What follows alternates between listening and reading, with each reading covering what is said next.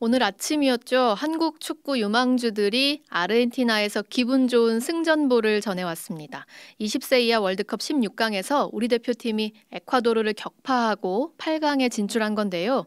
체육팀 김동욱 기자와 이 기분 좋은 소식 짚어보겠습니다. 안녕하세요. 안녕하세요. 네, 3대2 승리였더라고요. 오늘 경기 내용 간단히 좀 설명해 주시죠. 네, 바로 4년 전이었죠. 이강인을 주축으로 한 20세 이하 대표팀이 준우승을 차지했던 대회인데요. 네네. 당시 4강 상대가 바로 에콰도르였습니다. 4년 만에 에콰도르를 다시 만났고 오히려 4년 전보다 더 화끈한 공격력으로 8강에 진출했습니다. 네, 전반 11분 배주노의 크로스를 이영준이 가슴으로 트래핑한 뒤 오른발로 마무리했는데요. 2002년 한일 월드컵 네. 포르투갈전에서 박지성의 골을 연상시키는 골이었습니다. 너무 멋지더라고요. 네, 전반 19분에는 또 배주노가 환상적인 개인기로 추가골을 만들었습니다. 맞아요. 이 개인기도 진짜 신기했어요, 보면서. 전반 36분에는 또 페널티킥으로 한 골을 내줬지만 후반 3분 이승원의 코너킥을 최석현이 머리로 받아 넣으면서 다시 달아났는데요. 네. 이후 교체 카드를 적극적으로 활용하면서 수비를 강화했습니다.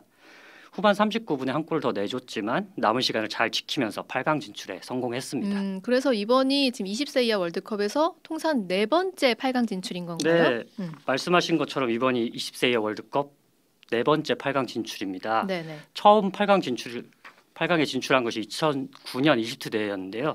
당시 홍명보 감독이 지휘봉을 잡고 현 국가대표 골키퍼 김승규, 전 국가대표 구자철 등이 주축으로 활약했습니다. 네. 2013년 터키 대회 때는 권창훈이 주축으로 활약하며 8강에 진출했고요. 그 다음은 4년 전이죠. 한국 남자 축구 역사상 피파 주간대회 첫 준우승을 차지했던 2019년 폴란드 대회입니다. 이 두 개 대회 연속 8강 진출이자 네네. 통산 4번째 8강 진출입니다. 그런데 이번 대표팀이 골짜기 세대라고 불리더라고요. 이렇게 잘하고 있는데 이거 왜 그런 건가요?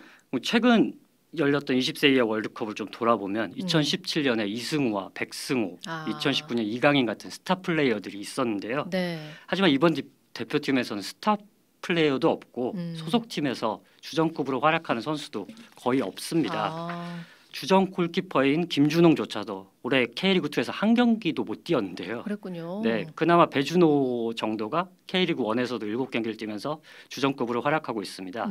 덕분에 가장 낮은 부분을 의미하는 단어라고 해야 될까요? 네네. 골짜기, 바로 골짜기 세대라는 평가가 붙었습니다. 하지만 8강 진출했으니까 이제 그 골짜기 세대라는 표현은 취소해야 될 것 같습니다. 네, 취소해야 될 것 같습니다. 네. 배준호 선수 이야기 나와서 말인데요. 오늘 정말 최고의 활약을 펼쳤잖아요. 네. 혹시 메시의 아르헨티나 국가대표 등번호가 몇 번인지 아시나요? 10번입니다. 네. 축구에서 10번은 이렇게 그냥 단순한 유의미한 등번호가 번호죠. 네, 아닙니다. 바로 에이스를 상징하는 번호라고 해도 과언이 아닌데요. 2017년에는 이승우, 2019년에 이강인이 바로 10번을 달고 뛰었습니다. 네. 그만큼 배준호에게 거는 기대가 컸다는 의미겠죠.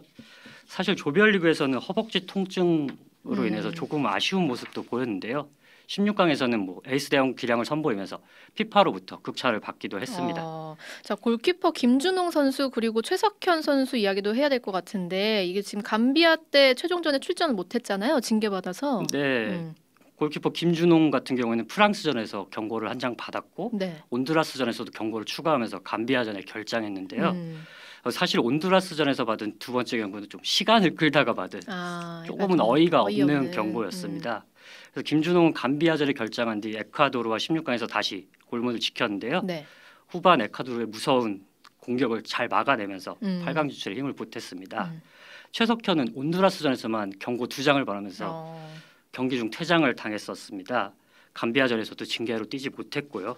하지만 에콰도르전에서 복귀해서 철벽 수비는 물론 후반 3분 결승골까지 터뜨리면서 맹활약했습니다. 저는 김은중 감독의 그 경기 후 인터뷰도 참 인상이 깊었어요. 이게 부상으로 조기 귀국한 우리 박승호 선수 이름까지 언급을 하셨더라고요. 네, 이 골짜기 세대라는 평가를 이겨낸 가장 큰 힘은 바로 원팀이 아닐까 싶은데요. 역시, 네, 김은중 감독이 대회 내내 강조했던 부분입니다. 김은중 감독은 8강 진출 따로 수훈 선수를 꼽기보다는 출전한 선수들 또 경기에 나서지 못했던 선수들 모두에게 공을 돌렸습니다. 특히 온두라스전 동점골 후 부상으로 조기 귀국한 박승호의 이름도 언급했는데요. 김은중 감독의 말을 한번 직접 들어보시죠. 21명이 한 팀으로서 움직이기 때문에 오늘 역시도 뭐 전반에 나간 선수, 후반에 뛴 선수, 또 교체로 못 나갔던 선수, 또 부상으로 귀국한 박승호 선수 또한 우리 팀으로 싸웠기 때문에 이겼다고 생각을 하고 있습니다. 원팀, 스타 플레이어를 이기는 거는 원팀이다. 네. 자, 그런데 우리 8강 상대 나이지리아인데 이 팀 어떻습니까? 사실 대회 시작 전에 나이지리아와 이탈리아, 브라질 등이 속한 D조가 죽음의 조로 꼽혔는데요. 네. 나이지리아는 이 죽음의 조를 3위로 통과했습니다. 근데 조 3위라고는 하지만 2승 1패로 통과했을 만큼 탄탄한 전력을 과시했습니다.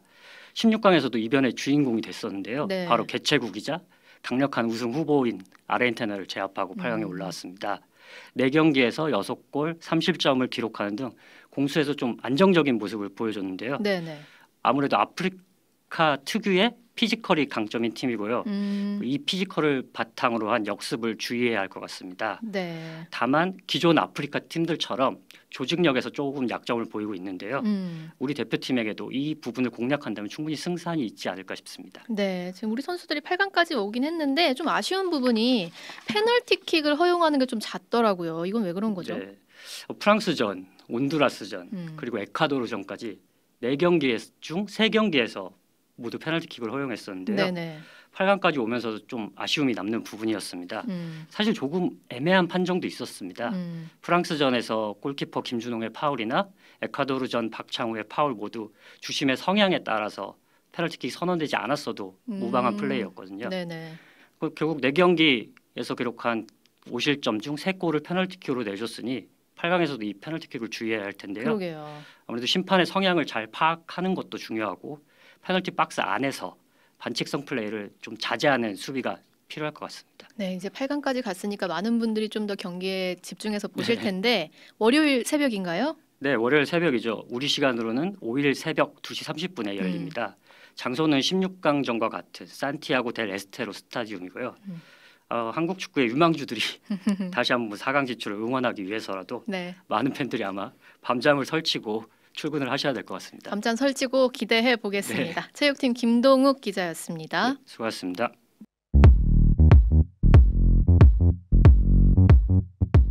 오늘 하루 뉴스 맥락 정다운의 뉴스톡이면 됩니다. 유튜브 노컷 채널 알림 설정하시면 매일 오후 5시 30분 실시간 참여하실 수 있습니다.